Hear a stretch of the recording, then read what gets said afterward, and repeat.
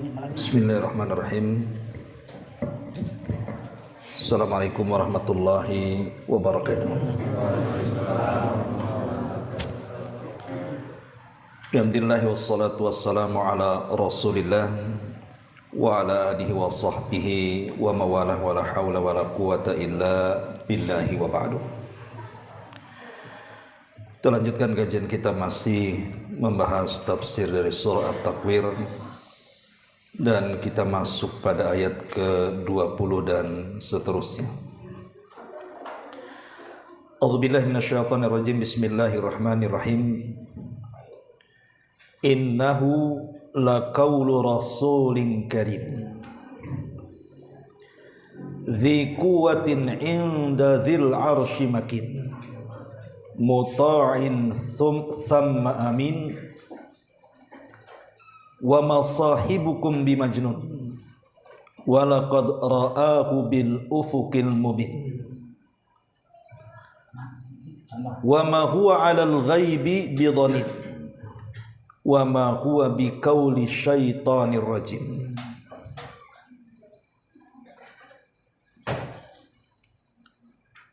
Sesungguhnya Al-Quran adalah benar-benar firman Allah yang dibawa oleh utusan yang mulia, maksudnya Jibril, yang memiliki kekuatan, memiliki kedudukan tinggi di sisi Allah, yang memiliki arsy, yang di sana di alam para malaikat Jibril ditaati dan dipercayai. Dan temanmu, maksudnya Rasul sallallahu alaihi wasallam, itu bukan orang gila. Dan sungguh dia, Rasul kita, telah melihat Jibril di ufuk yang sangat terang.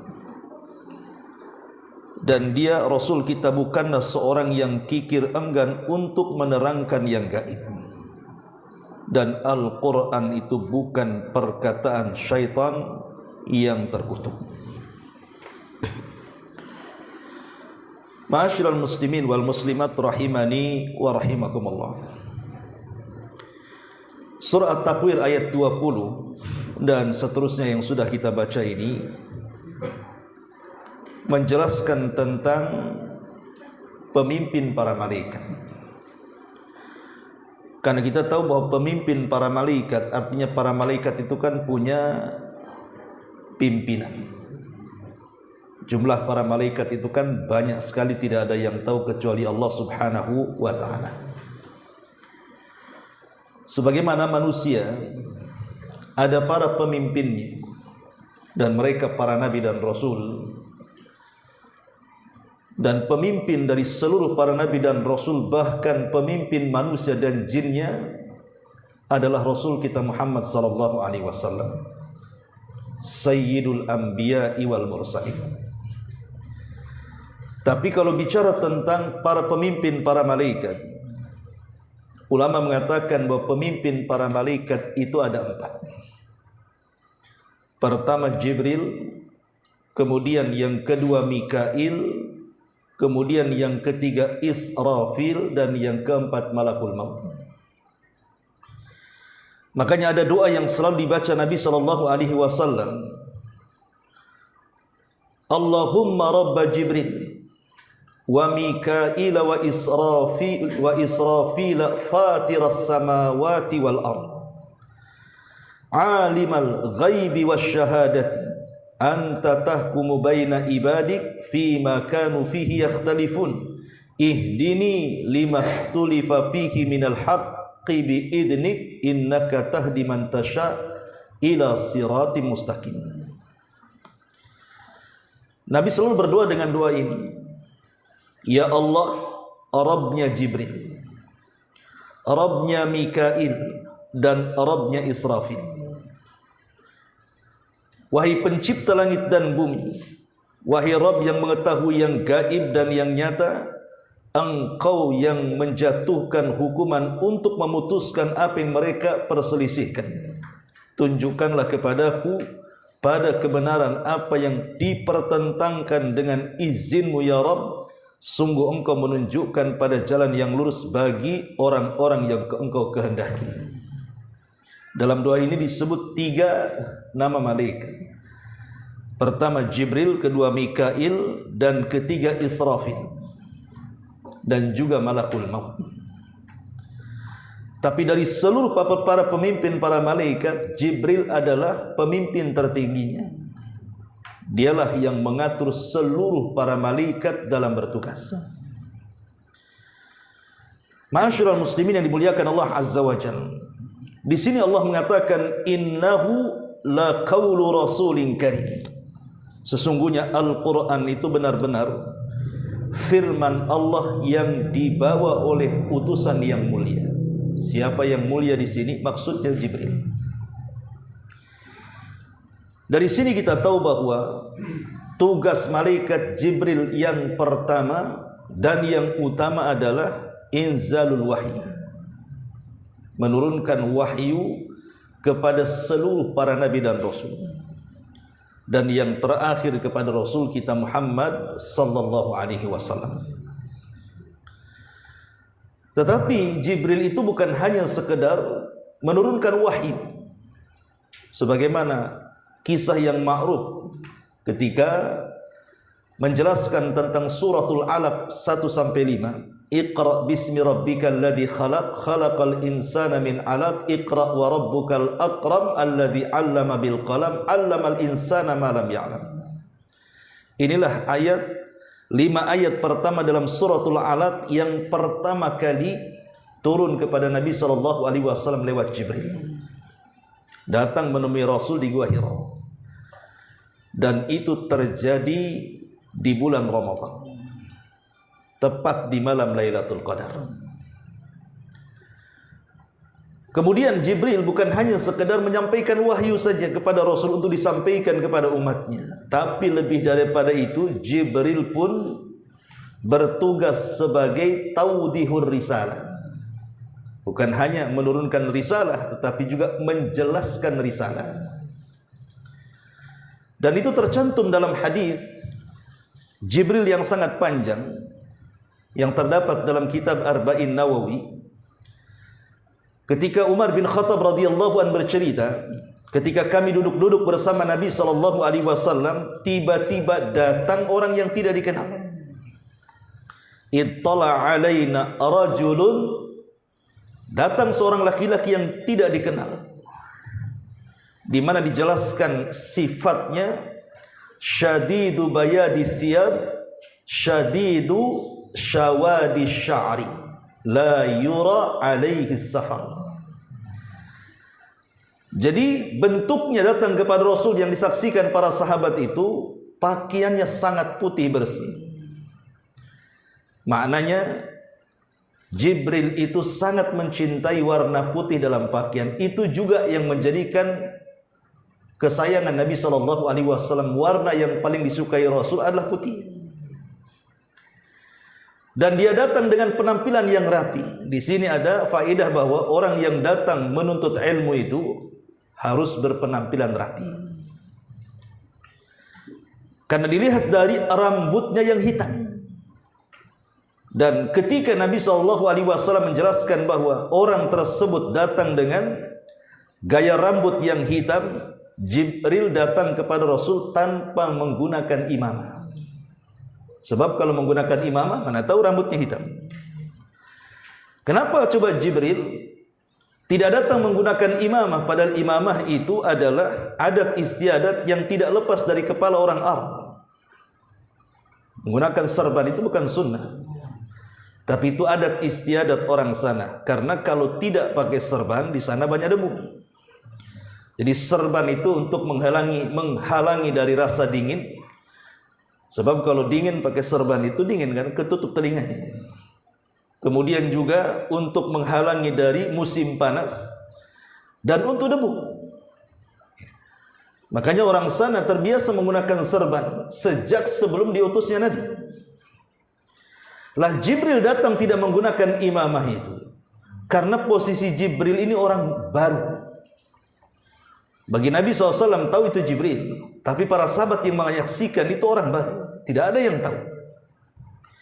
Sebab kalau seandainya ada yang tahu, Tentu para sahabat akan mengenalkan, karena kebiasaan para sahabat kalau ada orang baru hadir di majelis Nabi itu, maka sahabat akan mengenalkan, ini fulan ibn fulan, berasal dari kabilah fulan ibn fulan. Tapi tidak ada satupun yang mengenali dan memperkenalkan siapa dia. Artinya dia bukan orang dekat. Berarti orang ini orang jauh. Masalahnya kalau dia orang jauh, kenapa tidak ada bekas safarnya? Kita tahu bahwa safar di padang tandus, di padang pasir itu sedikit banyak pasti ada debu lah kan gitu. Pasti pakaiannya akan kotor dengan debu, rambutnya penuh dengan debu. Tapi kenapa bersih seperti baru saja mandi? Kemudian berpakaian dengan pakaian rapi, kemudian masuk ke majelis Nabi. Jadi ini yang membuat bingung para sahabat. Dikatakan orang dekat tidak ada yang kenal, dikatakan orang jauh kok tidak ada bekas safarnya. Ya. Lah karena dia orang baru, kalau dia sampai menggunakan imamah, apalagi sampai kemudian menutup wajahnya, bisa dicurigai. Jangan-jangan dia hendak membunuh Nabi. Karena kita tahu Nabi banyak musuhnya di zaman itu. Sehingga untuk menghilangkan kecurigaan para sahabat, maka Jibril tidak menggunakan imamah, supaya tidak disangka orang jahat, gitu maksudnya. Lah kemudian Jibril datang kepada Nabi SAW. Di situ banyak para sahabat. Jibril tidak tiba-tiba duduk di samping Umar yang menceritakan hadis ini, atau di samping Abu Bakar dan sahabat-sahabat yang lain yang kumpul di situ. Tapi anehnya Jibril langsung masuk majelis, tiba-tiba kemudian duduk di hadapan Nabi. Kemudian lututnya diletakkan di lutut Nabi dan tangannya diletakkan di kedua paha Nabi. Tiba-tiba bertanya, bahasanya menggunakan bahasa Badui, tapi isinya ini bukan Badui. Kenapa? Karena dia memanggil nama. Ya Muhammad. Tidak ada yang panggil nama kecuali Badui. Karena Badui itu tidak punya akhlak. Tapi kalau para sahabat pasti akan memanggil ya Nabi Allah, ya Rasulullah. Ini panggil nama ya Muhammad. Tapi para sahabat itu paling suka kalau seandainya ada orang Badui datang kemudian bertanya. Kenapa? Karena terkadang orang Badui ini bertanya sesuatu yang kemudian Rasul jawab, itu pula menjadi ilmu para sahabat. Karena orang Badui tidak punya malu, dia bisa bertanya apa saja. Tapi sahabat kan ada adabnya kalau bertanya, sehingga mereka agak malu kalau bertanya kepada Rasul. Jadi terkadang mereka menitip soalan kepada orang Badui untuk ditanyakan kepada Nabi. Jadi kalau ada orang Badui itu kayaknya, ada apa ini? Apa yang ditanyakan? Ya. Lah Jibril menggunakan metode Badui itu supaya para sahabat yang hadir betul-betul memperhatikan. Tapi isinya bukan orang Badui, karena orang Badui tidak cerdas. Orang Badui tidak sekolah. Ini pertanyaan doktor, bukan S1 S2. Di mana orang ini mengatakan, ya Muhammad, akhbirni anil Islam, akhbirni anil iman, akhbirni anil ihsan, akhbirni mata sa'ah, akhbirni an amaratiha. Rasul, apa itu Islam? Maka Rasul jawab. Rasul, apa itu iman? Maka Rasul menjawabnya. Rasul, apa itu ihsan? Rasul menjawabnya. Tapi ketika Rasul ditanya kapan kiamat, Rasul tidak menjawabnya. Kenapa? Karena mal mas'ulu anha bi'a'lama minas sa'il. Orang yang ditanya daripada orang yang bertanya tidak lebih paham maknanya, dua-duanya tak tahu kapan terjadinya kiamat, baik Jibril ataupun Nabi. Tapi ketika Rasul bertanya soal amaratiha, tanda-tandanya, bahwa Rasulullah SAW menyebutkan sebagian kecilnya. Antalidal amatu rabbataha wa antaral khufatal uratal alata ri'a asya yatatawaluna fil bunyan. Ketika ada budak melahirkan tuannya, ketika ada orang miskin tiba-tiba kemudian membuat gedung yang sangat tinggi, padahal dia seorang penggembala yang compang-camping hidupnya. Dari sini kita tahu ikhwatu fiddin bahwa kedatangan Jibril untuk taudihu ar-risalah, menjelaskan risalah.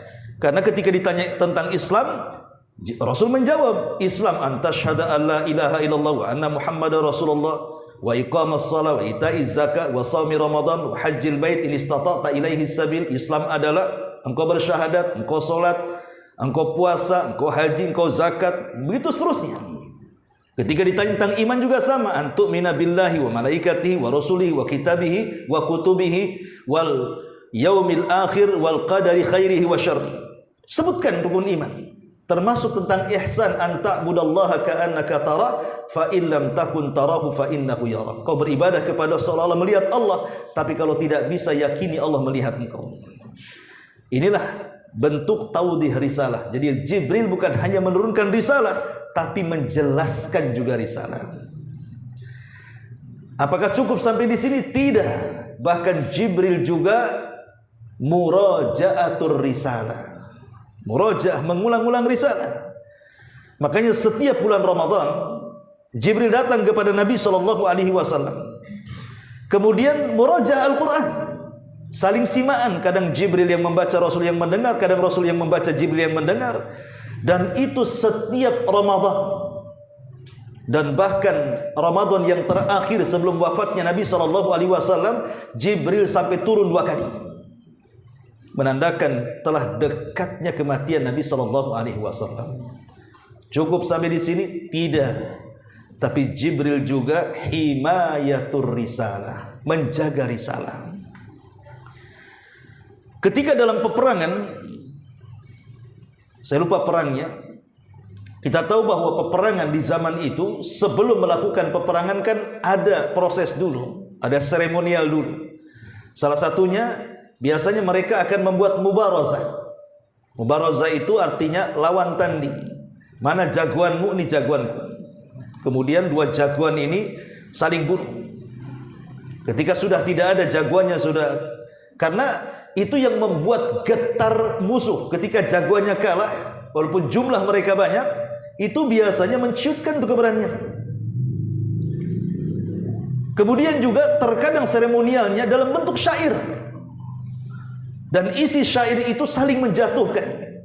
Dan ingat bahwa syair di zaman itu sama dengan media di zaman sekarang. Kalau sekarang ada televisi, ada radio, ada YouTube, ada Facebook, ada TikTok. Lah di zaman itu kan belum ada.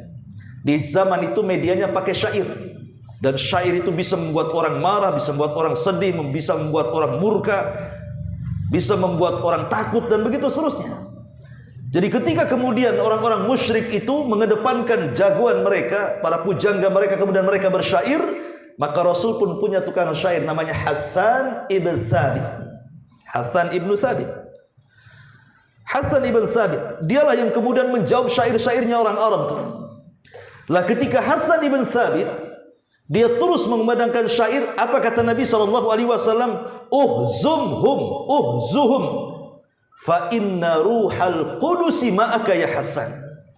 Terus serang mereka dengan syairmu, karena Ruhul Qudus, maksudnya Jibril alaihi salatu wassalam, dia sedang membelamu, dia sedang memberikan semangat kepadamu. Lawanlah dengan syairmu.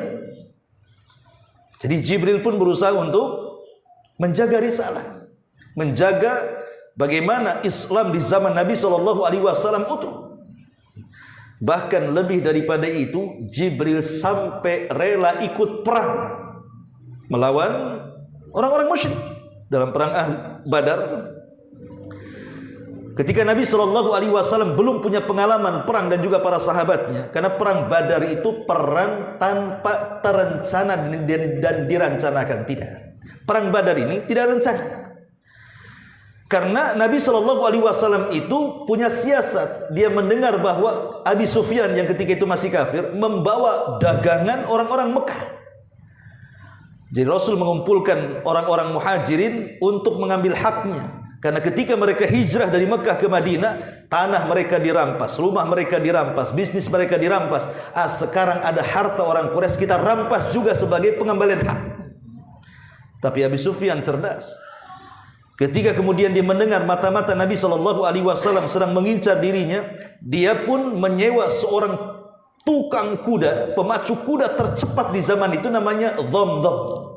Si Dhamdham ini diutus oleh Abi Sufyan untuk datang ke Mekah memberitahu Abu Jahal bahwa harta mereka akan dirampas oleh Muhammad dan sahabatnya. Maka bergeraklah Abu Jahal dengan 1000 pasukan. Bergerak dengan 1000 pasukan. Lah Nabi yang sedang mengejar Abi Sufyan itu jumlahnya hanya 314 orang. Tiba-tiba kemudian ketika sampai di Badar dihadapkan dengan pasukan besar 314 orang, dan jumlah ini sama dengan jumlah tentara siapa? Talut ketika melawan Jalut. Di mana tentara Talut itu ribuan awalnya, tapi kemudian tidak lulus ujian. Dan ketika tidak lulus itu ketika mereka lewat di sungai. Jangan banyak minum. Kalaupun minum cukup satu teguk saja, malah minum banyak-banyak. Akhirnya mereka pun lemas, tidak bisa melanjutkan perjalanan. Yang bisa melanjutkan perjalanan hanya beberapa orang saja, jumlahnya 314. Itulah yang kemudian berperang melawan tentara Jalut. Lah jumlah perang Badar juga sama, 314 orang melawan 1000, ya, 1000 tentara Abu Jahal. Lah di malam hari saat esoknya akan perang itu, maka Nabi SAW melakukan istighatsah. Istighatsah itu meminta pertolongan dalam saat genting, itu namanya istighatsah. Tapi kalau hanya sekedar minta pertolongan itu disebut isti'anah. Dan istighatsah itu lebih dibandingkan isti'anah dia. Makanya Allah bahasakan dalam Quran itu idh tastaghithuna rabbakum fastajaba lakum. Ingat ketika engkau melakukan istighatsah dan Allah kabulkan permintaan istighatsahmu itu. Jadi Nabi SAW khawatir ini kelompok sedikit dan belum pernah perang sebelumnya. Sementara tentaranya sedikit, kemudian persenjataannya juga sedikit. Sementara yang dilawan ini mereka biasa perang, mereka persenjataannya lengkap, dan mereka jagoan-jagoan yang kemudian dibawa dari Mekah. Maka Rasul khawatir kalau kelompok yang sedikit ini kalah. Maka Rasul pun kemudian melakukan istighatsah, berdoa kepada Allah, di mana salah satu doanya Rasul mengatakan, Allahumma intahlik hadhil isabata falan tu'bad abada. Ya Allah, kalau kau hancurkan kelompok yang sedikit, selamanya kau tidak akan disembah di permukaan bumi. Saking khusyuknya, kemudian selendang Rasul jatuh, dipungut oleh Abu Bakar, diletakkan lagi di punggung Rasul dan mengatakan, hasbuka ya Rasulullah, fa innallaha sayastajibu lak. Cukup wahai Rasul, Allah pasti mengabulkan doa. Tapi Rasul tetap menengadahkan tangannya ke langit dan berdoa. Tiba-tiba Rasul mengatakan kepada Abu Bakar, absyir ya Abu Bakar, berbahagialah wahai Abu Bakar, Allah sudah mengutus 1000 para malaikat dipimpin Jibril katanya. Malam itu 1000 malaikat sudah turun. Keesokan harinya saat terjadi peperangan, Allah tambah lagi, bukan hanya 1000 malaikat, tapi dengan ribuan para malaikat sampai genap jumlahnya 5,000 minal malaikati munzalin. 5.000 malaikat turun dipimpin oleh Jibril menggunakan seekor kuda putih namanya Haizum Kaidum. Nama kuda Jibril itu namanya Haizum. Jadi dia menunggang kuda namanya Haizum. Makanya dia mengatakan Haizum Kaidum, Haizum Kaidum. Wahai Haizum, bergeraklah, terobos musuh itu. Subhanallah. Ya gimana coba? Malaikat yang berperang, siapa yang bisa melawan malaikat perang? Sahabat belum mencabut pedangnya, mereka sudah tunggang langgang. Ini pasukan dari mana ini? Sampai Abbas ketika itu masih musyrik, paman Nabi, dan ikut dalam pasukan Abu Jahal. Ketangkap dia jadi tawanan. Tiba-tiba kemudian karena pamannya nggak mungkin dibunuh kan begitu, dan Rasul menginginkan keislamannya. Ada yang mengatakan sebenarnya Abbas ini sudah masuk Islam tapi berpura-pura karena Islam masih sedikit zaman itu. Tapi ada yang mengatakan masih kafir dan belum masuk Islam. Yang jelas dia jadi tawanan Nabi. Ketika ada sahabat mengatakan, ya Rasulullah, aku yang menangkapnya dan aku yang mengikatnya. Kata Abbas, tidak, bukan engkau katanya. Yang menangkapku adalah manusia yang berbaju putih, yang sangat cepat ketika menyerang katanya. Maka Rasul mengatakan, itulah para malaikat. Ma'asyiral muslimin yang dimuliakan Allah Azza wa Jalla. Jadi Jibril itu bukan hanya sekedar melindungi risalah, tapi membela risalah juga dengan cara ikut perang. Itulah yang kemudian Jibril ini menjadi malaikat yang selalu disebut-sebut oleh Nabi SAW dan selalu datang kepada Rasul dalam beberapa bentuk. Karena Jibril ini kalau datang kepada Rasul biasanya menggunakan wajah seorang sahabat namanya Dihyatul Kalbi. Dihyatul Kalbi ini orang yang paling ganteng dari sahabat Muhajirin. Sampai kalau dia berdagang ke Syam, saking gantengnya itu Dihya itu, wanita-wanita Syam itu sampai terpelongok matanya melihat kegantengan Dihya ini. Dari sini kita tahu bahwa Jibril ketika datang kepada Rasul tidak memasang wajah seram, tapi memasang wajah manusia yang paling ganteng dari seluruh para sahabat itu, Dihyatul Kalbi. Sampai satu hari Aisyah radhiyallahu anha melihat Dihyatul Kalbi di atas kudanya yang berwarna putih itu tiba-tiba bicara dengan Rasul sementara posisi Rasul di bawah. Kan tidak sopan kan? Harusnya Rasul di atas kuda, sahabat yang di bawah. Ini terbalik. Dia ngomong di atas kuda, Rasul pula di bawah. Ya. Karena ketika itu kan setelah terjadi perang Ahzab, perang Khandaq, perang parit bahasa kitanya. Awalnya mengalami kekalahan, tetapi kemudian akhirnya mengalami kemenangan karena datang pertolongan Allah. Allah kirim angin yang sangat kencang. Akhirnya semua tenda-tenda pasukan musuh, semua periuk-periuknya, kuda-kudanya pada lari meninggalkan pasukan. Sementara peperangan bekal itu sangat dihajatkan. Karena perang itu bisa sebulan, 2 bulan loh. Kalau nggak ada bekalnya bisa mati tanpa diserang kan begitu. Makanya akhirnya mereka pun pulang, menang Rasul dalam perang Ahzab itu. Lah ketika Rasul sudah menganggap menang peperangan itu, tiba-tiba Rasul pulang kemudian menanggalkan baju besinya dan pedangnya, kemudian mandi. Saat mandi itulah kemudian Jibril dalam bentuk Dihyah yang dilihat oleh Aisyah itu memanggil-manggil yang mengatakan, keluarlah wahai Muhammad, perang belum usai katanya. Kemudian setelah Rasul datang, Jibril mengatakan, ya Muhammad, kenapa kau tanggalkan besi perang? Kenapa kau tanggalkan pedangmu sementara para malaikat belum menanggalkan baju besi mereka? Pakai lagi katanya.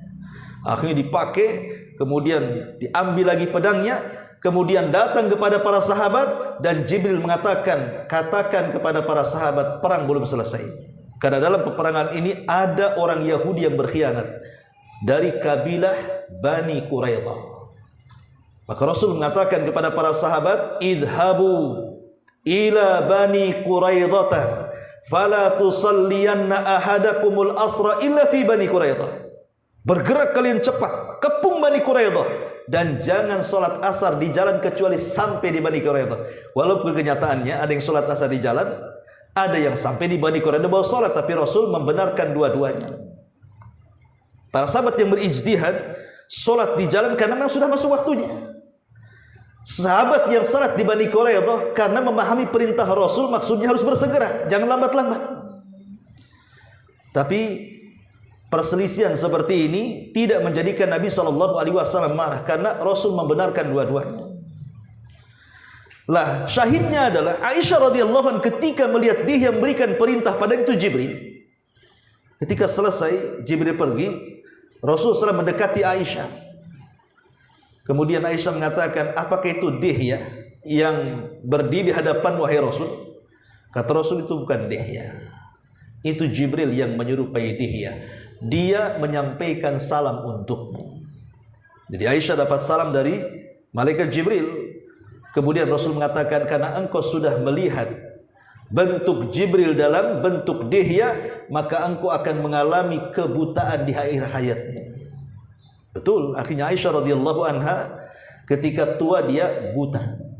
Saat buta itu dia mencari-cari barang-barang yang bisa disedekahkan. Dia panggil pembantunya, ini ada barang nih, sedekahkan kepada Bani Fulan. Besoknya dia cari barang lagi, ini ada barang lagi, sedekahkan ke Bani Fulan.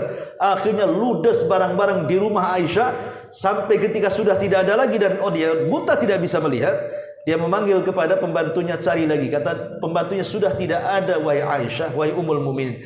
Kau tidak sisakan benda ini kecuali kau sedekahkan. Apa yang kau sisakan di rumahmu kalau kau sedekahkan semuanya? Maka Aisyah mengatakan, wal akhiratu huwal abqa. Akhirat itu lebih kekal. Kemudian dia membaca ayat, wal akhiratu khairul laka minal ula. Dan akhirat itu jauh lebih baik dibandingkan dunia. Kemudian selepas beberapa waktu dari habisnya barang-barang Aisyah disedekahkan, Aisyah pun meninggal dunia di atas sedekah.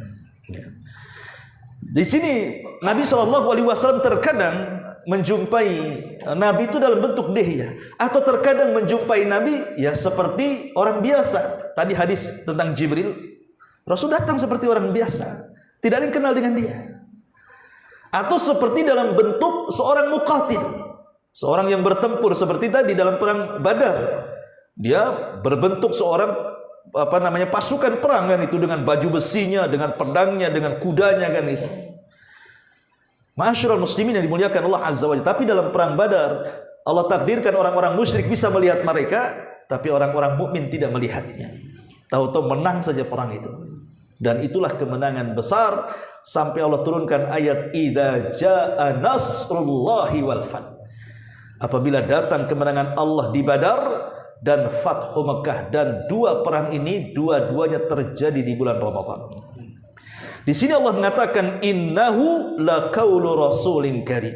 Sungguh Al-Qur'an itu benar-benar firman Allah yang dibawa oleh utusan yang mulia, maksudnya Jibril. Kemudian Allah mengatakan dzi quwwatin inda dzil arsy makin. Jibril memiliki kekuatan, memiliki kedudukan yang tinggi di sisi Allah yang maha memiliki arsy. Karena kalau Allah Subhanahu wa taala hendak menghancurkan sebuah kaum di zaman nabi-nabi sebelum Nabi kita Muhammad sallallahu alaihi wasallam, maka yang diutus oleh Allah adalah Jibril. Ketika kaum Ad diutus kepada mereka Nabi Hud, ketika kaum Tsamud diutus mereka Nabi Saleh, siapa yang menghancurkan dua kaum ini? Jibril. Dengan satu teriakan akhirnya kemudian menjadikan manusia meninggal di rumah-rumah mereka dan bangkai tanpa nyawa. Ketika Allah Subhanahu wa taala merintahkan untuk menghancurkan kaum Lut, maka Jibril datang dengan 3 para malaikat. Ada yang mengatakan Jibril, Mikail dan Malakul Maut, kemudian menjelma orang ganteng, datang kepada Ibrahim menjadi tamu. Makanya ada kisahnya dalam Al-Qur'an. Hal ataka dhaifa Ibrahim, telah sampaikah kepadamu tentang berita tamunya Ibrahim? Maksudnya 3 malaikat yang menjelma manusia ganteng itu. Ketika Ibrahim langsung melihat ada tamu asing, bersih-bersih, ganteng-ganteng, maco-maco bahasa kitanya, langsung dia ke belakang menyuruh istrinya untuk memasakkan ijl. Ijl itu artinya anak sapi, ya. Kemudian disembeli, kemudian dimasak. Makanya Ibrahim itu punya penangkaran peternakan. Dia ada peternakan sapi, ada kambing, ada unta. Untuk apa? Untuk menjamu tamu. Jadi setiap ada tamu disembelihkan hewan. Makanya kenapa Ibrahim itu diambil dari 2 kata bahasa Ibrani, Abu Rahim, artinya orang yang suka memuliakan tamu. Diambil dari kata Abu Rahim, bahasa Ibrani, artinya bapaknya para tamu, ya. Makanya manusia yang pertama kali menjamu tamu adalah Ibrahim. Kemudian syariat ini menjadi syariat Islam karena keindahannya. Sampai Rasul mengatakan, "Man kana yu'minu billahi wal yaumil akhir falyukrim dhaifahu." Siapa yang beriman dengan Allah dan hari akhir, hormati tamunya. Lah ketika kemudian sudah dimasak semuanya, dihidangkan, kata Ibrahim, makanlah. Malaikat tak makan, malaikat tak minum. Tidak dipandang makanannya, yang dipandang pula Ibrahimnya. Wajar, Ibrahim sudah tua, dipandang anak-anak muda, tamu yang tidak dikenal. Ketakutanlah Ibrahim, disangka mereka akan berbuat jahat. Masa disuruh makan malah memandang dia. Kayak antum umpamanya ada tamu ke rumah, dikasih hidangan, dia melotot pula ke kita. Maksudnya apa ini kan itu? Wajar. Ibrahim ketakutan, tapi akhirnya kemudian 3 malaikat yang menjelma orang tampan menjelaskan bahwa kedatangan dia, 1, menghabar gembirakan akan kelahiran Ishak dan cucumu Yakub. Yang kedua, kedatangannya untuk menghancurkan kaum Sodom, kaumnya Nabi Lut. Dan Nabi Lut itu orang yang pertama kali beriman dengan Ibrahim karena dia adalah keluarganya, ponakannya. Ya, ketika di Irak, di situ dia harus melawan tiraninya Namrud dan orang-orangnya sampai terjadi pembakaran di sana kepada Ibrahim alaihi salatu wassalam. Tidak ada yang beriman satupun kecuali 1 ponakannya namanya Lut yang kelak jadi nabi. Baru pindah ke Haran, menikah dengan Sarah. Haran masih daerah Irak juga. Jadi akhirnya kemudian Ibrahim memberitahu, jangan kau hancurkan. Di situ ada ponakanku. Maksudnya Lut. Maka malaikat ini meyakinkan Ibrahim bahwa Lut dan keluarganya yang beriman tidak akan kenapa-kenapa. Tenang saja katanya. Akhirnya berangkatlah 3 manusia mulia ini ke negeri Sodom. Lut ini punya anak perempuan yang diletakkan di perbatasan. Dan anak perempuan ini kalau ada tamu asing dan tujuannya ke rumah ayahnya Lut, maka selalu dicegah, lebih baik jangan masuk ke negeri yang rusak, pulang lagi.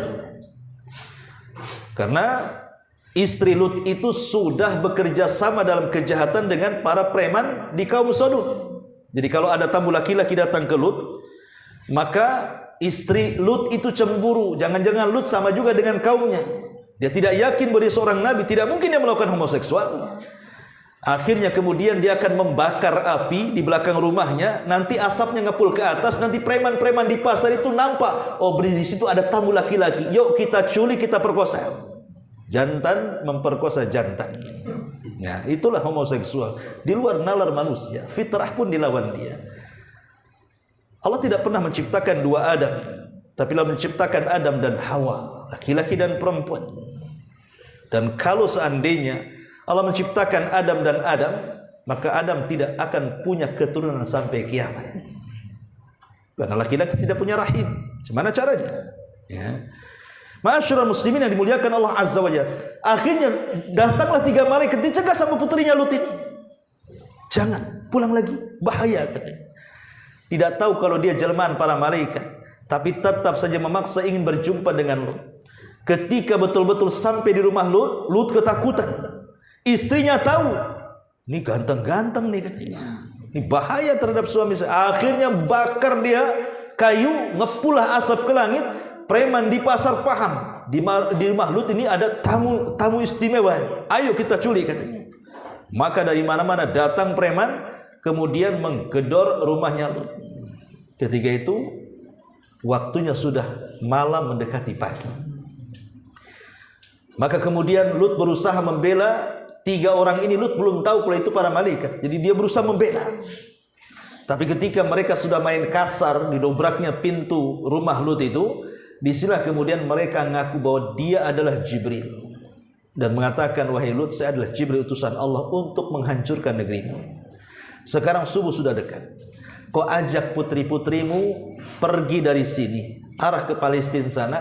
Dan ingat, kasih tahu putrimu, jangan melihat ke belakang. Kalau terjadi apa-apa, ada suara yang menakutkan, jangan pernah melihat ke belakang. Berangkat Lut dengan putrinya yang beriman, kecuali istrinya kan kafir. Ya. Jadi istrinya itu mengikuti kemana Lut di belakang. Dia tidak tahu peraturannya, kalau terjadi sesuatu jangan nengok ke belakang. Ya. Rupanya Jibril pun mulai memainkan perannya. Dia keluar dari rumah Lut, tiba-tiba menjelma dalam bentuk aslinya, memiliki 600 sayap. Kemudian menghempaskan satu sayapnya, keluarlah mata-mata orang-orang yang mengepungnya. Itu azab pertama. Tapi hanya orang-orang yang di sekitarnya saja. Maka manusia pun menjerit preman-preman itu karena matanya keluar. Lah termasuk istrinya Lut yang baru saja meninggalkan rumahnya. Karena ada teriakan dari belakang, rupanya dia nengok, mata dia juga keluar. Maka dia tidak bisa mengikuti kemana Lut dan putri-putri yang beriman. Kemudian azab yang kedua, dan inilah pamungkasnya, Jibril naik ke langit. Kemudian menembus dengan satu sayapnya negeri Sodom yang terdiri dari banyak kabilah itu, kemudian diangkat ke langit. Setelah di langit diangkat, Allah turunkan bola-bola api, gugusan-gugusan meteor, kemudian menghantam orang-orang yang di dalam negeri yang sudah diangkat ke langit itu. Setelah sudah mati semuanya di atas, Allah balik tuh buminya, kemudian dihantamkan ke bumi sehingga menjadi cekung. Nah, sekarang menjadi laut mati. Kenapa disebut laut mati? Karena asinnya itu menjadikan ikan-ikan tidak bisa hidup, saking asinnya. Tapi anehnya orang-orang barat, mereka jadikan lumpur di laut itu untuk pengobatan, kecantikan. Mereka mandi di lumpur-lumpur itu. Padahal dalam Islam kita tidak boleh melewati tempat-tempat yang pernah diazab. Tidak boleh. Harus menangis dan bersegera. Tapi orang-orang kafir tidak peduli kan itu. Ma'asyiral muslimin yang dimuliakan Allah Azza wa Jalla. Dari sini kita tahu bahwa Jibril itu Allah sifati dengan dzi quwwah, memiliki kekuatan. Karena kalau diutus menghancurkan, maka dia sangat kuat sekali. Ya, karena dia pemimpin para malaikat. Dzi quwwatin inda dzil arsy makin. Dan punya kedudukan yang luar biasa di sisi Allah Subhanahu wa taala.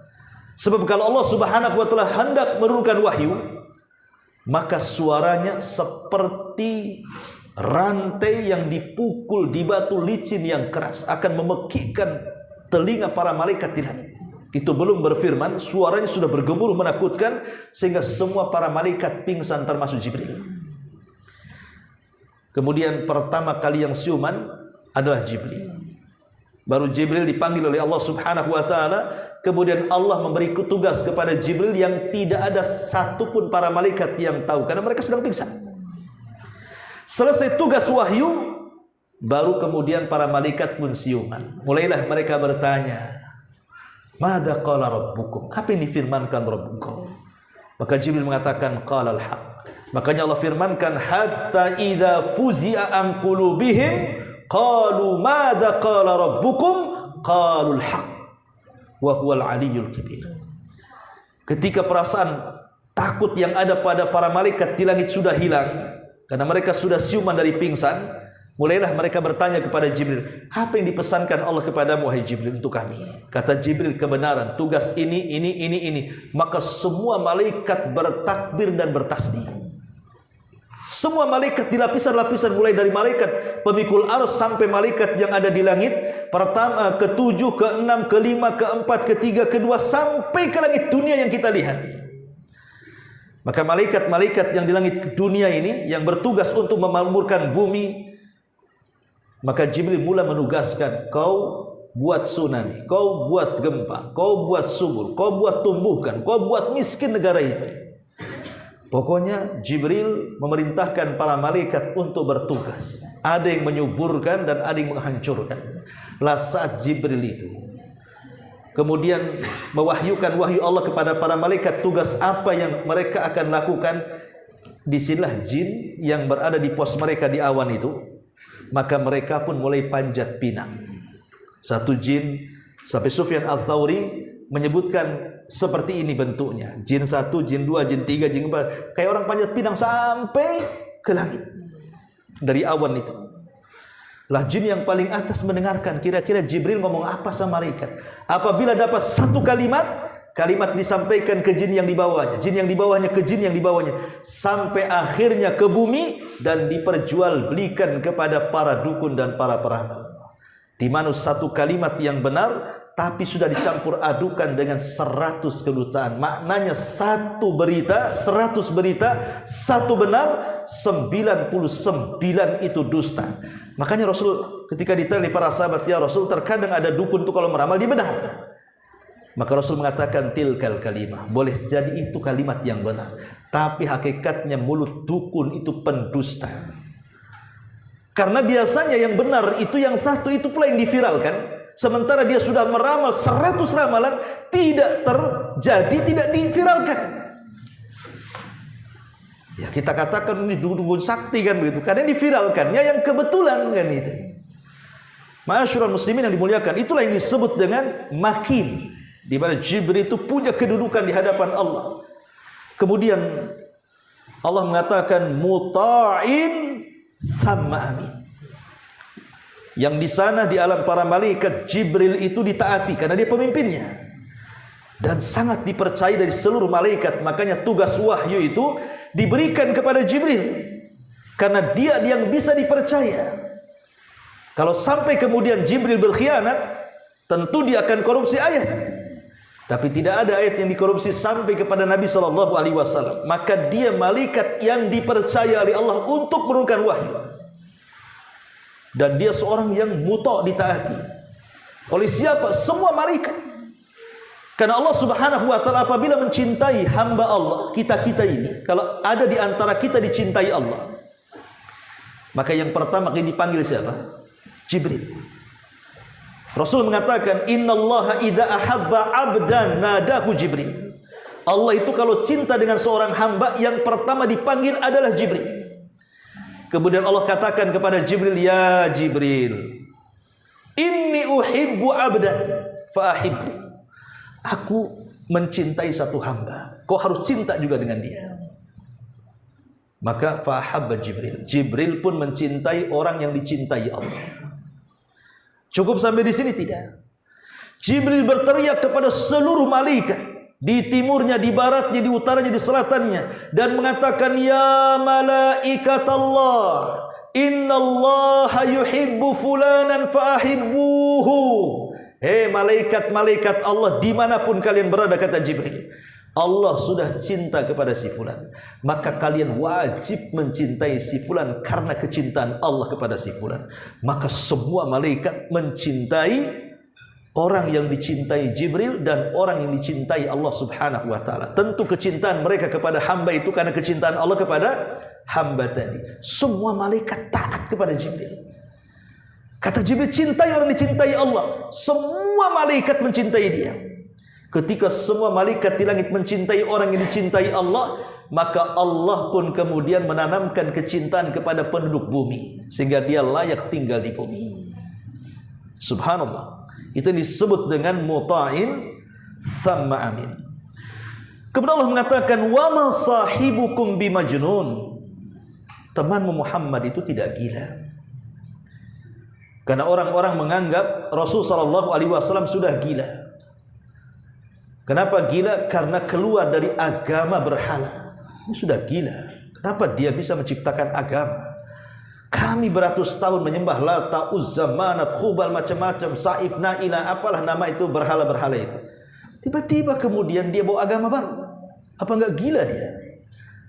Maka Allah mengatakan, wa ma sahibukum bimajnun. Dia bukan orang gila. Ya. Wa laqad ra'ahu bil ufuqil mubin.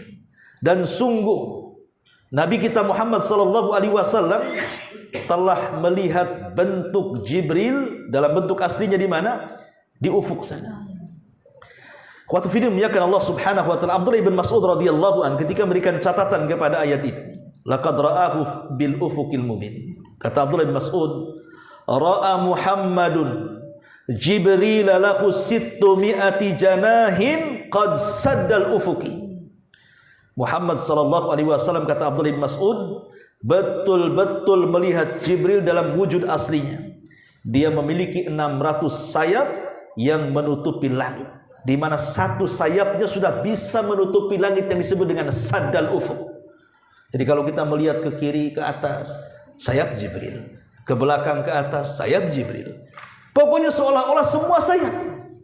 Saking besarnya gitu loh maksudnya Jibril itu, sampai satu sayapnya saya sudah bisa menutup langit.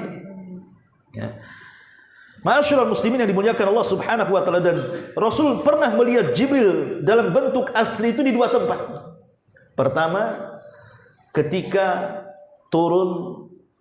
antara turun surah Al-Alaq dan Mudaththir. Karena turunnya Al-Alaq dengan Mudaththir ini, Al-Alaq kan SK diangkatnya beliau jadi nabi, Mudaththir itu SK diangkatnya beliau menjadi Rasul. Lah itu selama 6 bulan tuh. Dari turun Al-Alaq ke Al-Mudaththir itu 6 bulan. Lah saat Nabi SAW kedatangan Jibril di Gua Hira dalam bentuk manusia, karena itu sudah dimimpikan dalam mimpinya.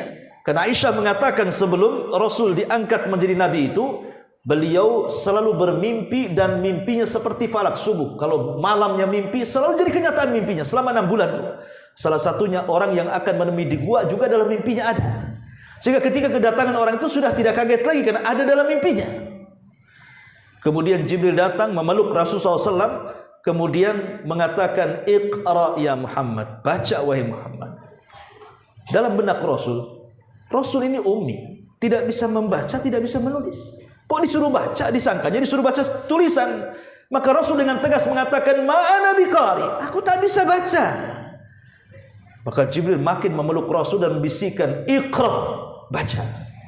Rasul lagi-lagi mengatakan, ma'ana biqari, aku tak bisa baca. Sampai 3 kali, sampai Rasul ketakutan, sampai keringat bercucuran. Jibril mengatakan, Iqra ya Muhammad. Maka Rasul mengatakan, ma'ana biqari, saya tidak bisa baca. Maka Jibril mengatakan, Iqra bismi rabbikal ladzi khalaq. Khalaqal insana min 'alaq. Iqra wa rabbukal akram alladzi 'allama bil qalam 'allamal insana ma lam ya'lam. Resmilah dengan turun surah Al-Alaq 5 ayat pertama ini, beliau diangkat jadi nabi. Itulah SK-nya. Al-Alaq 1 sampai 5. Setelah kemudian Rasul pulang dari Gua Hira, beliau sangat merindukan Jibril. Sangat merindukan orang itu yang mendatangi dalam gua. Asik bolak-balik datang ke gua tak ketemu. Kemudian masuk ke bulan kedua, datang lagi ke gua, datang juga. Sampai akhirnya Rasul stres, sehingga menyangka jangan-jangan yang menemui saya di gua itu bukan malaikat, jangan-jangan dia setan, jangan-jangan dia jin, jangan-jangan dia ini itu macam-macam. Mulailah sempit dadanya. Maka Nabi SAW ada yang mengatakan hampir-hampir saking sempit dadanya mau melempar dirinya dari ketinggian dan bunuh diri. Tapi riwayat ini dilemahkan para ulama, seperti Syekh Utsman Al-Khamis membantah Rasul tidak mungkin mau bunuh diri. Ya, karena riwayat itu lemah. Tapi ada juga yang berpendapat hampir-hampir Rasul mau bunuh diri, gitu maksudnya. Lah ketika itu tiba-tiba datang suara dari langit. Ya Muhammad, katanya. Wahai Muhammad. Rasul tengok ke belakang, tak ada orang. Ke depan tak ada orang. Belakang, samping kiri, samping tak ada orang. Ketika dia menenggak ke langit, disitulah kemudian dia dikagetkan karena Jibril sedang duduk di antara langit dan bumi dalam bentuk aslinya. Ikhwan, kalau antum ke Jabal Uhud, masuk ke hutan, tiba-tiba ketemu dinosaurus, apa yang antum lakukan? Apa enggak menggigil antum? Melihat ular segede drum saja 100 meter, mungkin antum sudah hilang tuh, udah gemetar, takut kan gitu. Ini makhluk yang dijumpai Rasul ini di atas langit, memiliki 600 sayap, satu sayapnya terbentang barat, timur dan utara, saddal ufuk. Gimana nggak menggigil Rasul ini? Seumur-umur tidak pernah melihat makhluk seperti itu. Lari sekencang-kencangnya Rasul sampai masuk ke rumah Khadijah. Dia berteriak-teriak, ya Khadijah, zammiluni, dathiruni, selimuti aku, selimuti aku. Karena biasanya kalau orang takut itu pasti masuk kamar ambil selimut kan itu, minimalnya ngurangi takut kan itu, atau masuk kolong ranjang lah kalau takut, ngurangilah kan gitu ya.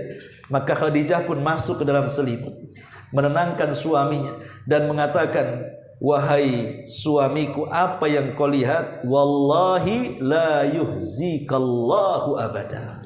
Kejadian itu tidak mungkin menjadikan engkau hina di hadapan Allah. Bukankah kau orang baik kalau ngomong jujur, kau suka menghormati tamu, kau bisa suka membantu orang, disebutkan kebaikannya. Ya. Akhirnya setelah mendengar manisnya lantunan suara Khadijah yang memuji dia tentang kebaikannya, mulailah reda ketakutannya. Cukup sampai di sini? Tidak. Khadijah itu wanita yang paling paham bagaimana merawat suaminya. Keesokan harinya dia datang ke rumah Waraqah ibn Naufal. Diajak Rasul berkonsultasi karena tahu Khadijah, Waraqah ini saudaranya dan dia seorang Nasrani. Seorang Hanifiyah Samha. Hanifiyah itu maksudnya memeluk agama Ibrahim, tidak menyembah berhala. Dan dia suka membaca kitab-kitab Injil, Taurat. Jadi dia punya pengetahuan. Jadi ketika Khadijah mendatangi Waraqah dengan Nabi SAW, kemudian Rasul mulai bercerita tentang pertemuan di Gua Hira, kemudian melihat makhluk yang bersayap. Subhanallah, tanpa disangka tiba-tiba Waraqah mengatakan, Allahu Akbar, ya Khadijah, suamimu calon seorang Nabi. Karena makhluk yang ditemui dia yang bernama Namus, makhluk yang bersayap itu pula yang turun kepada Musa dan Isa. Sekarang dia turun kepada suamimu. Demi Allah, kata Waraqah ibn Naufal, kalau saya masih muda, kemudian orang-orang musyrik hendak mengusir engkau wahai Muhammad, aku yang pertama kali membelanya. Rasul kaget, hei Waraqah, aku di tengah-tengah kaum orang-orang Quraisy itu, orang-orang menyebut Sadiqul Amin. Saya ini orangnya yang kalau ngomong tidak pernah dusta, kalau memegang amanah tidak pernah khianat. Semua orang Quraisy mengakui akhlakku. Mungkinkah mereka mengusirku? Kata Waraqah, ya, mereka akan mengusirmu. Kemudian Waraqah mengatakan, wallahi, siapapun yang datang dengan apa yang kau datang wahai Rasul, maka pasti illa udzi, akan diuji, dalam riwayat akan disakiti. Tapi sayang 6 bulan setelah konsultasi Waraqah meninggal dunia. Ada yang mengatakan Waraqah orang yang pertama kali beriman kepada Rasul. Walaupun terjadi silang pendapat, apakah Waraqah dari orang dewasa yang beriman kepada Rasul yang pertama atau Abu Bakar? Ada yang mengatakan Waraqah itu beriman di saat kenabian, belum diangkat jadi Rasul. Tapi Abu Bakar beriman kepada Rasul setelah beliau diangkat resmi menjadi Nabi dan Rasul. Jadi itu rinciannya. Tapi yang masyhur menurut jumhur ulama tarikh bahwa manusia yang pertama beriman kepada Nabi SAW adalah Abu Bakar. Dari kalangan orang dewasa, dari kalangan anak-anak Ali bin Abi Thalib, dari kalangan budak Zaid ibn Harithah, dari kalangan wanita Khadijah bintu Khuwailid. Lengkap, ada wanita, ada anak-anak, ada budak, ada orang merdeka. Dari situlah Islam menyebar ke seantero dunia. Taib ma'asyiral muslimin yang dimuliakan Allah Azza wa Jalla. Kemudian Allah mengatakan, wa ma huwa oh ya, yang nomor 2, kapan Rasulullah SAW melihat Jibril bentuk asli? Disebutkan dalam ayat ini, walaqad ra'ahu bil ufuqil mubin, dan sungguh dia Muhammad telah melihat Jibril di ufuk yang terang. Maksudnya apa? Saat Rasul dimi'rajkan, maka Jibril masih membentuk dirinya seperti manusia, membawa Rasul dengan menggunakan buruk dari, ada yang mengatakan dari Hijar Ismail, ada yang mengatakan dari Hatim, ada yang mengatakan dari rumah Ummu Hani. Kemudian berangkat ke Masjidil Aqsa. Kemudian dari Masjidil Aqsa, keduanya terbang sampai ke Baitul Ma'mur. Baitul Ma'mur itu tempat malaikat tinggal. Di situ ada Ka'bah, namanya Baitul Ma'mur. Tempat Ka'bahnya para malaikat. Di mana ketika di langit ke-7, Rasulullah SAW sampai dia melihat Ibrahim sedang bersandar di tiang Baitul Ma'mur. Kenapa? Al-jaza min jinsil amal. Karena dia sudah membangun Mekah, maka dia bersandar di Mekahnya para malaikat di Baitul Ma'mur. Maka Rasul melihat setiap hari masuk ke Baitul Ma'mur itu jumlahnya 70.000 malaikat tawaf. Satu hari. Kemudian mereka pulang, hilang, pergi, entah kemana, dan tidak pernah kembali. Besoknya datang malaikat dengan jumlah yang sama, malaikat baru. Kemudian tawaf satu hari, kemudian hilang dan tidak tahu kemana. Besoknya juga demikian, datang malaikat yang baru lagi dengan jumlah yang sama. Makanya Allah mengatakan, wa ma ya'lamu junuda rabbika illa huwa ma huwa illa dzikra lil bashar. Tidak ada yang tahu jumlah para malaikat kecuali Allah. Mereka lah tentara-tentara Allah Subhanahu wa taala.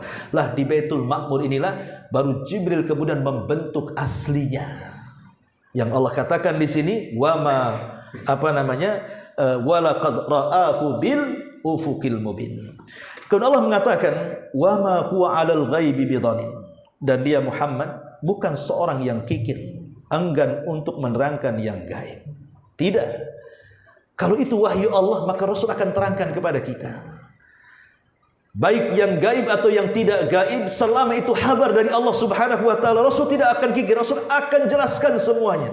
Lihatlah ketika Nabi SAW bersabda tentang akhir zaman, akan muncul berbagai macam peristiwa yang banyak yang disebut dengan alamatus sa'atil sughra. Kemudian setelah itu datang disebutkan tentang alamat kiamat-kiamat besar. Munculnya Al-Bahni muqaddimahnya, kemudian turun datangnya Dajjal, kemudian turunnya Isa, kemudian datangnya Ya'juj dan Ma'juj, kemudian datang dukhon dari langit, kemudian ada binatang yang melata yang keluar dari perut bumi dan bicara, kemudian datang dabatun minal ardh. Kemudian setelah itu ada gempa dari timur, barat dan jazirah Arab. Terakhir keluar pula api dari jazirah Arab Aden Yaman, menggiring manusia sampai ke Syam. Ke Syam. Disitulah tempat dikiamatkan bumi. Kalau yang ngomong dukun, kita katakan orang ini sedang meramal. Tapi karena yang ngomong Nabi kita Muhammad SAW, dia bukan seorang tukang sihir, dia seorang Nabi dan Rasul. Ucapannya benar dan dibenarkan. As-sadiqul masduq. Ucapannya benar. Apapun yang dikatakan Rasul itu pasti datang dari Allah. Karena Allah mengatakan, kalau seandainya engkau Muhammad taqawwala ba'dal aqawil la akhadna minhu bil yamin thumma laqata'na minhu al watin. Kalau engkau Muhammad mengucapkan sesuatu yang tidak Allah ucapkan, ku tarik tangan kananmu, ku iris urat nadimu, kata Allah. Diancam. Kalau sampai Rasul kemudian membuat ajaran yang tidak pernah diajarkan Allah kepada Rasul, Allah akan buat Nabi Muhammad meninggal. Makanya semua ajaran yang diajarkan Rasul kepada kita semua adalah wahyu Allah, baik Qur'annya ataupun sunnahnya. Inni utitul kitab wa mithlahu ma'ah. Aku diberikan Quran dan yang semisalnya, maksudnya sunnah yang sahih yang sampai kepada kita. Wa ma huwa bi syaitanir rajim.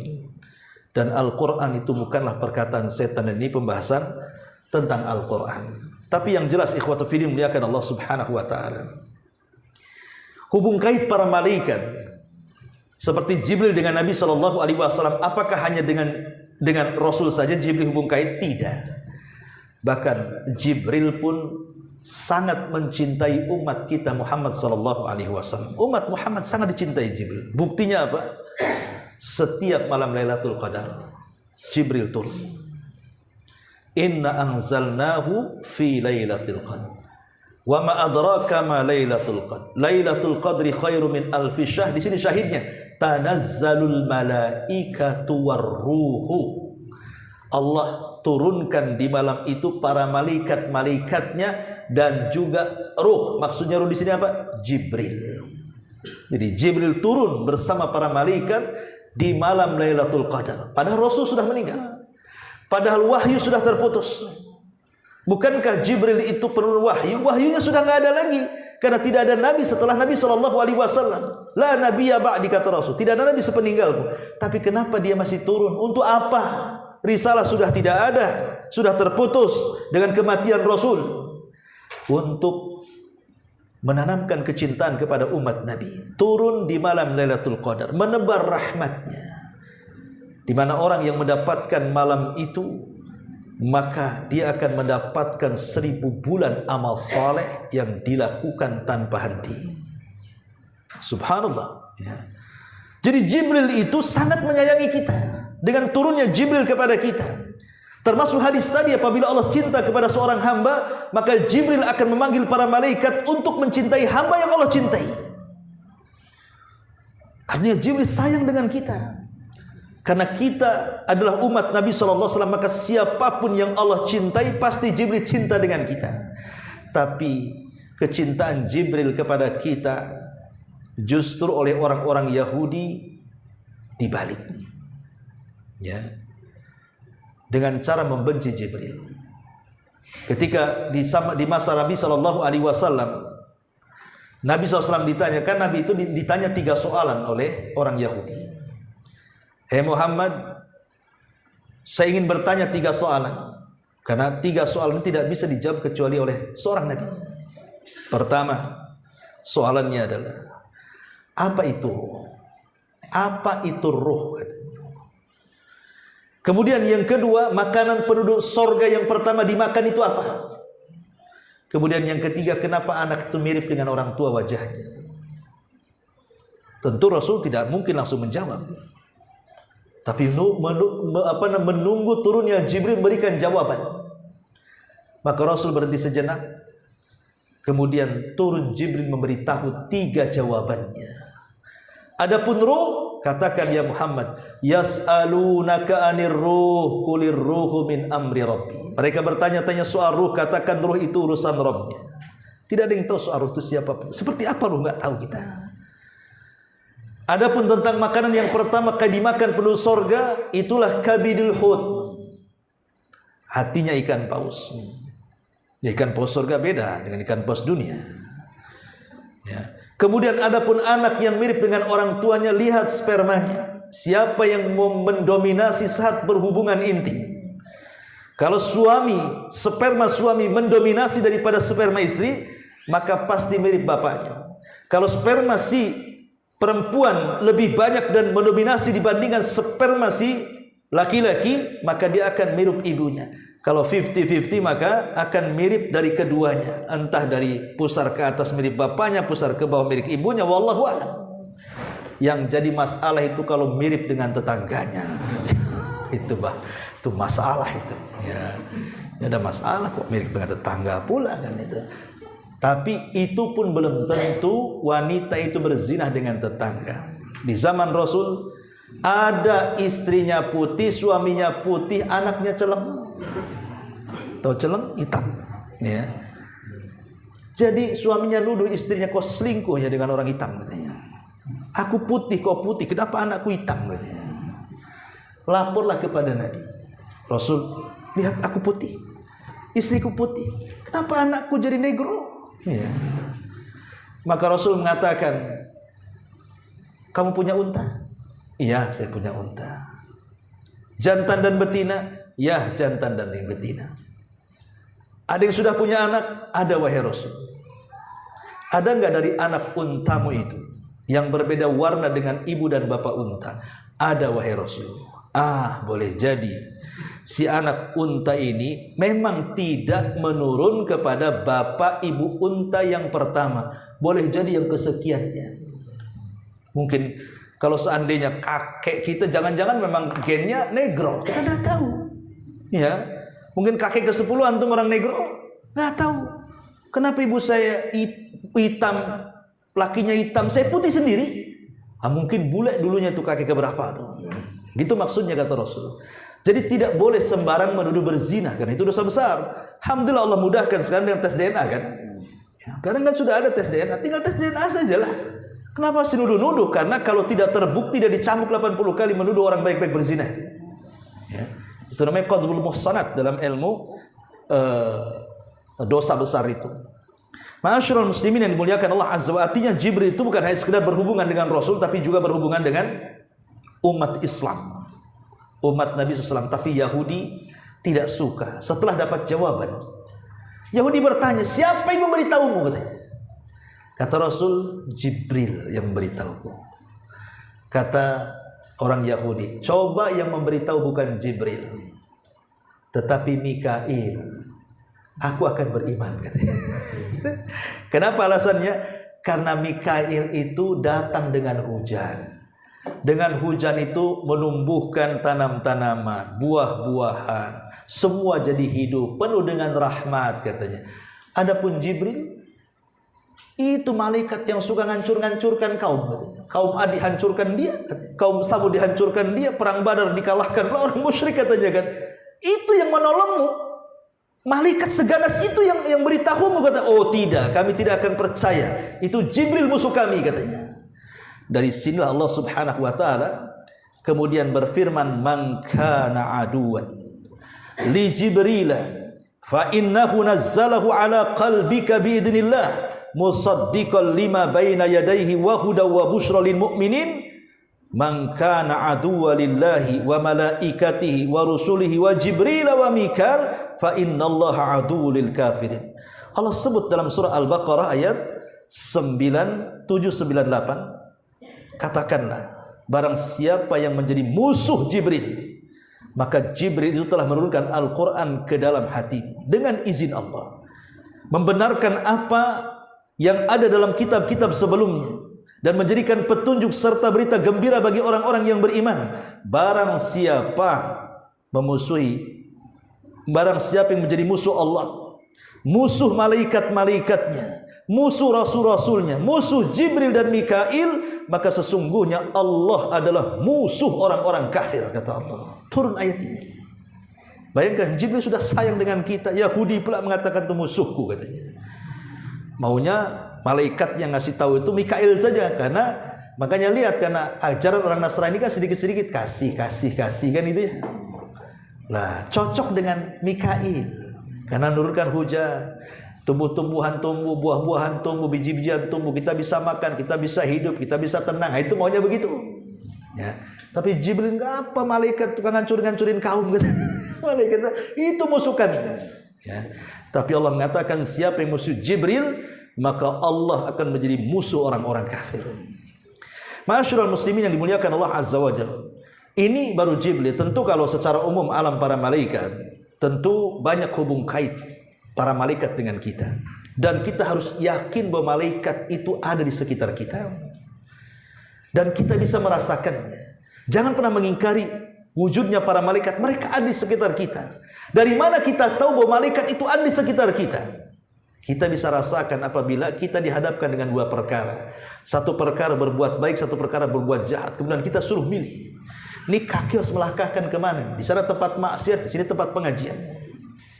Kalau kakinya dilangkahkan ke tempat pengajian, berarti disitulah kita rasakan adanya malaikat. Karena malaikat yang menjadi korin dalam badan kita menghembuskan energi positif. Ngaji, ngapain kau maksiat? Oh iyalah ngaji. Ya. Di tengah jalan belok pula ke maksiat ya. Berarti korin dari jinnya berhasil. Ngapain kau ke pengajian? Gak asik, ngantuk, tidur kau di situ katanya. Sana ada konser tuh. Artisnya bagus di Jakarta. Subhanallah. Akhirnya belum salin, masih pakai sarung, pakai topi, paling depan pula dia di konser. La ilaha illallah. Coba. Ma'asyiral muslimin yang dimuliakan Allah Azza wa Jalla, artinya keberadaan malaikat itu kita bisa rasakan dengan ada energi positif dan negatif. Kalau negatifnya setan nih kan gitu. Kalau positif ini malaikat. Makanya malaikat dekat dengan akal, sementara syaitan dekat dengan hawa nafsu. Siapa yang bisa mengalahkan akalnya dengan hawa nafsunya, ikut setan. Siapa yang bisa mengalahkan hawa nafsu dengan akalnya, ikut malaikat. Tinggal pilih. Ya. Mau akal yang menguasai hawa nafsu atau hawa nafsu yang menguasai akal. Karena manusia ini makhluk yang berakal dan berhawa nafsu. Artinya dekat dengan malaikat. Bisa juga dekat dengan setan. Terkadang bisa lebih mulia di atas para malaikat, terkadang lebih setan dibandingkan setan. Bahkan ada manusia itu lebih daripada keduanya, seperti binatang ternak, bahkan lebih sesat lagi daripada binatang ternak. Ulaika kal an'am bal hum adhal, kata Allah. Ma'asyiral muslimin yang dimuliakan Allah Azza wa Jalla, tentu cerita tentang alam malaikat ini tidak akan selesai 2 jam, karena bagaimanapun para malaikat ini kan siapa malaikat, dari mana mereka diciptakan, kenapa mereka diciptakan, apa tugas-tugas mereka, macam mana sifat-sifatnya. Banyak pembahasan soal malaikat itu. Makanya salah satu rukun iman adalah al-iman bi malaikatillah, beriman dengan malaikat-malaikat Allah Subhanahu wa taala. Tentu 9:30 ini. Ya, sampai di sini saja. Sebelum saya tutup, kalau ada yang bertanya silakan.